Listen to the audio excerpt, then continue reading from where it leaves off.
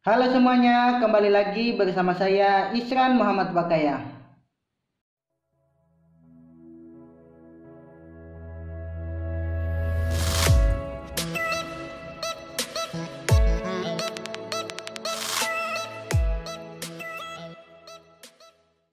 Pada kesempatan kali ini saya akan membahas tentang perbedaan antara KIP kuliah yang terdata dan belum terdata di DTKS Kemensos.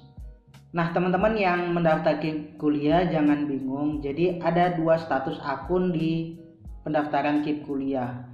Yang pertama yaitu akun yang sudah terdata DTKS dan akun yang belum terdata DTKS. Nah, apa perbedaannya? Tonton terus video ini. Nah, teman-teman bisa lihat saya punya dua contoh akun, yang satu sudah terdata dan yang kedua belum terdata DTKS.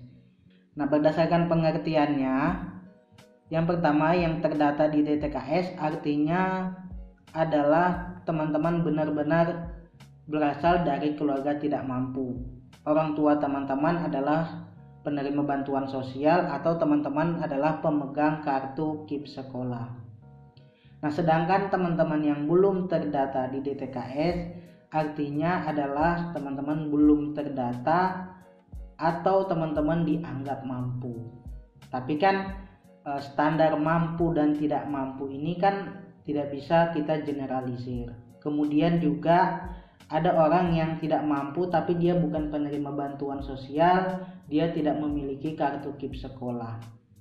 Kita tahu Indonesia ini luas, ada banyak sekali orang-orang yang tidak mampu yang sebenarnya layak untuk diberikan bantuan tapi tidak tersentuh oleh bantuan tersebut. Nah, maksud dari DTKS tersendiri adalah menjadi salah satu dasar penentuan nama-nama penerima bantuan sosial yang sumbernya dari APBN teman-teman. Baik itu untuk penerima KKS, KIS, PKH, BPNT, PBI, atau bantuan lainnya. Nah, teman-teman yang terdata di DTKS, cek saja pasti orang tuanya penerima bantuan sosial atau teman-teman adalah pemegang KIP. Sedangkan teman-teman yang belum terdata di DTKS itu pasti tidak punya. Ataupun jika punya, data teman-teman itu masih bermasalah. Sehingga teman-teman perlu sinkronisasi antara data yang di KIP kuliah dan yang di Kemensos atau Dinsos di kabupaten setempat. Nah, untuk sinkronisasi bisa teman-teman lakukan nanti di akun KIP kuliah teman-teman. Jika teman-teman mempunyai dokumen pendukung bahwasanya teman-teman adalah penerima bantuan sosial. Yang menjadi catatan teman-teman, walaupun teman-teman punya KIS atau Kartu Indonesia Sehat, itu tidak bisa dijadikan dokumen pendukung teman-teman. Jadi pengalaman-pengalaman sebelumnya Kartu Indonesia Sehat tidak bisa digunakan sebagai dokumen pendukung untuk pendaftaran KIP kuliah. Jadi teman-teman harus menggunakan yang KKS, PKH, BPNT, atau KIP sekolah. Nah, pertanyaan selanjutnya yaitu jika belum terdata DTKS, apakah bisa mengajukan KIP kuliah? Jadi kan teman-teman yang status akunnya tadi masih kuning seperti ini, apakah bisa melanjutkan pendaftaran dengan pengisian dan lain-lain? Nah, jawabannya di sini bisa teman-teman. Namun, ada namunnya. Pengisian datanya akan berbeda antara yang sudah terdata di DTKS dan yang belum terdata di DTKS. Yang sudah terdata di DTKS, pengisian datanya itu tidak terlalu rumit teman-teman. Sedangkan yang belum terdata itu lebih banyak lagi isiannya. Artinya teman-teman akan butuh lebih banyak dokumen tentunya.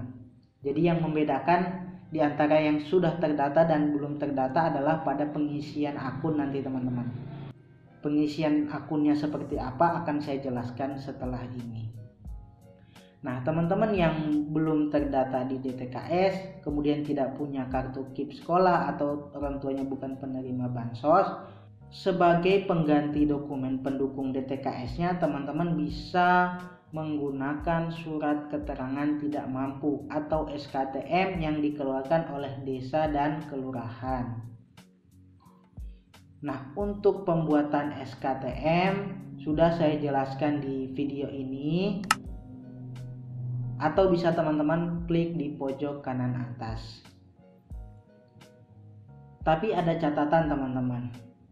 Untuk pendaftaran yang belum terdata di DTKS, artinya yang teman-teman yang bukan penerima bantuan sosial, teman-teman tidak punya KIP sekolah, dan teman-teman hanya menggunakan SKTM, teman-teman harus melihat universitas yang teman-teman tuju.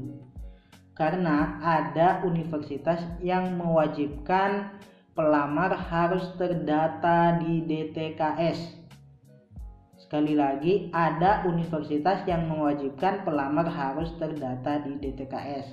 Ada beberapa PTN dan PTS. Kenapa demikian? Mungkin satu, untuk memudahkan proses seleksinya. Jadi jika mengacu pada DTKS, otomatis tidak tepat sasaran itu lebih kecil, karena dianggap jika yang penerima DTKS itu adalah betul-betul orang yang tidak mampu. Kemudian yang kedua, jika PTS misalnya kuotanya sedikit sementara pendaftarnya banyak, maka untuk menseleksi mereka akan melihat kepemilikan data DTKS tersebut. Jadi teman-teman yang DTKS ini pasti akan lebih diutamakan dibandingkan jika teman-teman belum terdata di DTKS. Nah, pengalaman-pengalaman sebelumnya juga ketika saya membantu teman-teman sebelum ini, yang terdata di DTKS itu peluang diterimanya lebih besar teman-teman. Kemudian yang kedua, kadang-kadang itu tidak ada visitasi atau kunjungan rumah, sehingga teman-teman yang belum terdata di DTKS, satu, peluang diterimanya lebih kecil dibanding teman-teman yang sudah terdata. Kemudian yang kedua, teman-teman harus mengisi lebih banyak dokumen. Kemudian yang ketiga, ada visitasi atau kunjungan rumah dari pihak kampus. Nah, ini kan menjadi kesulitan tersendiri untuk teman-teman yang belum terdata. Jadi teman-teman harus perhatikan lebih seksama dan secara baik setiap syarat dan dokumen universitas tujuan teman-teman. Jadi perhatikan apakah mereka mensyaratkan harus terdata di DTKS atau tidak. Jangan sampai teman-teman sudah masuk mendaftar di universitas tersebut, ternyata mereka mensyaratkan harus terdata di DTKS. Di awal sudah saya jelaskan untuk perbedaan isian akun seperti apa. Nah, yang pertama untuk yang sudah terdata di DTKS, yang diisi itu hanya biodata, keluarga, prestasi, rencana, seleksi. Sedangkan untuk prestasi ini kan opsional, tidak wajib, sehingga hanya 4 yang harus diisi: biodata, keluarga, rencana, dan seleksi. Sedangkan yang belum terdata di DTKS itu yang harus diisi ada biodata, keluarga, ekonomi, rumah, aset, prestasi, rencana, seleksi. Jadi di luar prestasi yang sifatnya opsional. Nah, teman-teman bisa membedakan di sini. Dari isiannya saja sudah beda. Sehingga sangat disarankan untuk teman-teman bisa terdata di DTKS. Pada video sebelumnya juga sudah saya tekankan pentingnya teman-teman untuk terdata di DTKS.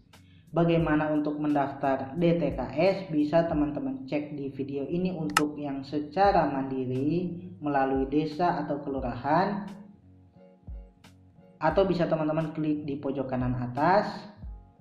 Kemudian juga teman-teman bisa cek di video ini yang secara online melalui aplikasi Cek Bansos, atau bisa teman-teman klik juga di pojok kanan atas. Untuk pendaftaran DTKS sendiri teman-teman itu dilakukan setiap bulannya oleh operator desa, mereka yang mengajukan. Kemudian dari Dinsos itu yang akan melakukan peninjauan kelayakan teman-teman. Nantinya pihak Dinsos yang akan menentukan teman-teman layak atau tidaknya, kemudian akan diserahkan ke Kementerian Sosial di pusat. Nah, untuk prosesnya memang cukup lama teman-teman, 6 bulan sampai 2 tahun, sehingga teman-teman harus bersabar dalam menunggu. Namun jika tidak terdata ya bisa teman-teman tadi seperti yang sudah saya jelaskan di awal. Sebagai pengganti dokumen pendukung nanti teman-teman menggunakan SKTM. Nah, mungkin sekian penjelasan dari saya teman-teman. Terima kasih sudah menonton. Jangan lupa like, comment, share, dan subscribe.